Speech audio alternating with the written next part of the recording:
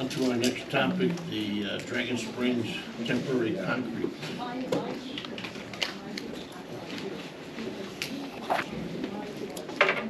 Good evening. My name is Minzy Tan. I'm a volunteer engineer for Dragon Springs. We cannot hear you. Can't hear you. Everyone speak up from there to here.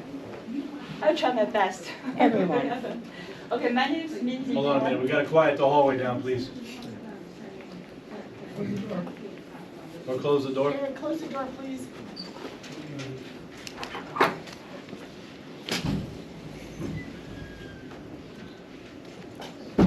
Okay, my name is Minzy Tan. I'm a volunteer engineer for Dragon Springs.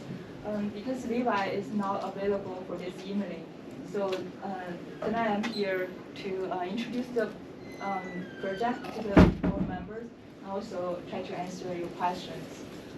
First, I want to make some clarifications because we saw some social media refer our application as a cement plan.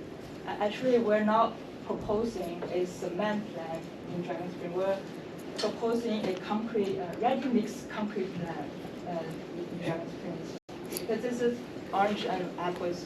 So I want to make some clarification. Don't want to make some unnecessary concerns or nervous in the community.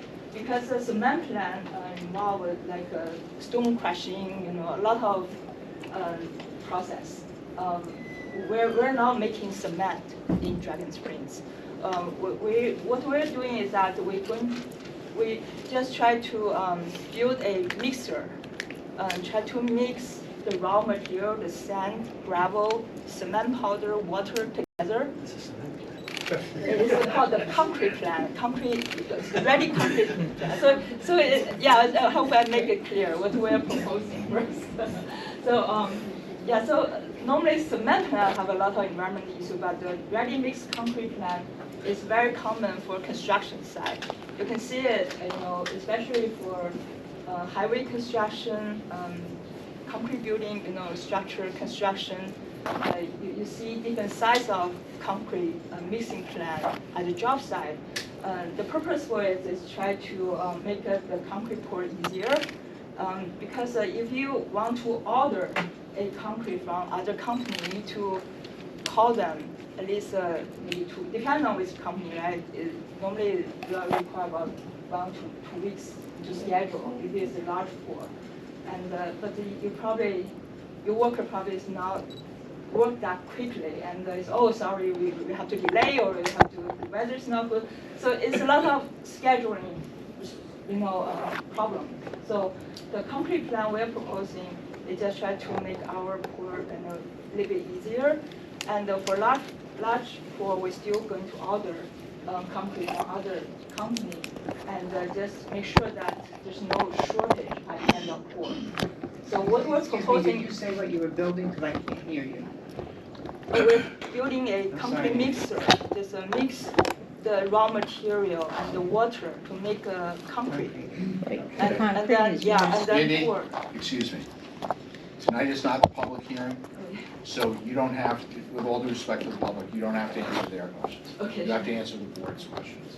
Okay. So if I can just interrupt for a moment. At the last meeting, which was back in April, we had a discussion, and the first question was whether or not this proposed temporary concrete or cement, whatever type of plant it is a permitted use in the zone. Based upon the research that I've done, it is a permitted special use. There are some questions that the applicant needs to address so before the planning board could consider scheduling a public hearing. The first issue is, and I'm just, it actually is the question from the back of the room. But I know that somebody from Mount Hope contacted somebody in Deer Park, actually the township, to find out what, if anything, has been applied for in Deer Park that might be constructed in Deer Park that might be utilizing cement or concrete made in Mount Hope. And I also know, because I'm the town attorney and the attorney for the planning board in Deer Park, and therefore I was kind of copied in on that inquiry, that there's currently no new building permit That's not to say that there isn't stuff being constructed in there, but there is no new building permit in the town of Deer Park. As far as I am aware, there's no new building permit that's been applied for in the town of Mount Hope either. So it would be likely appropriate for this board, prior to granting any approval and as part of this review process, to try to get a handle on exactly what it is that will be constructed that needs this kind of fill in the gap cement or concrete when the larger providers can't provide it, or are running late, or have issues with weather or whatever. The second issue is, how does the product get moved from point A to point B? So depending upon where the construction is going to be done, will this product be moved over an interior road constructed by Dragon Springs, or will it be transported over town or county roads? You need to know the answer to that question, because there may be issues with regard to traffic that the planning board should consider relative to this approval. The other thing is that it's no secret that Dragon Springs has been, I'm going to use the colloquialism, say, kicking around since approximately 1988. They have been under construction since the mid-90s, and candidly have pretty much never stopped. So this board should try to get a handle, and the applicant should be directed to provide information about specifically how much concrete or cement they intend to make with this particular plant, what period of time they intend to make that product. I would indicate to the board, this should not be an open-ended, you can have this plant till the end of time scenario. You should place a very stringent time limit on it. Whether that time limit be 6 months, 9 months, a year, will largely depend upon the information provided to you by the applicant and what might seem reasonable based upon that information. Those are my preliminary comments, having basically no information from the applicant other than the little bit that was presented back in April and Mindy's brief presentation today. So with that additional information, candidly, this should be treated almost as a pre-application, and the applicant should be directed to go do whatever plans they have to do, and then when they're ready, they can come to the board and make a presentation. And after your engineers reviewed it and I have further reviewed it, we can talk about whether a public hearing should be set. Jason, do you have anything to add? No, I think we were waiting on a determination of zoning and special use permit. There's a comment letter that's outstanding. I think we were waiting to address those. This issue has been resolved, so I think these guys need to go and take care of those things. I just wanted to be clear that Yes. the delay up to this point has been with the applicant's acquiescence, and frankly, it's been on me.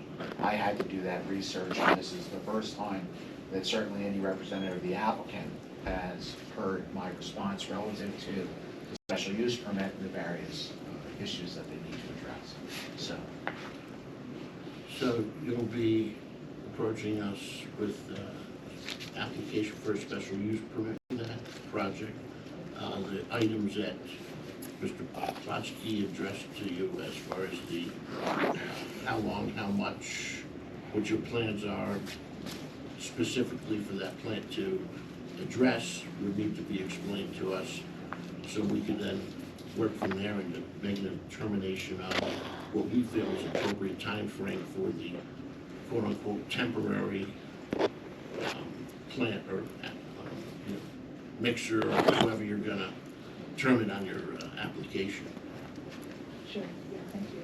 Okay? Yeah, thank you. So you can speak with Jason or Dr. Plotsky if you have questions on the specifics to the process that you might want to meet with Jason for a pre-application.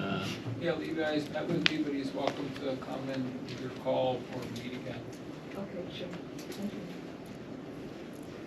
Yeah, thank you. Thank you.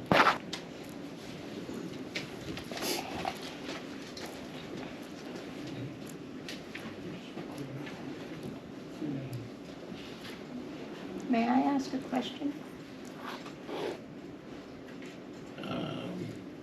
Reports from our engineer and attorney. We'll have public participation coming shortly, and we can do it then. Thank you. Need to report? Glenn, anything for us? I don't. Very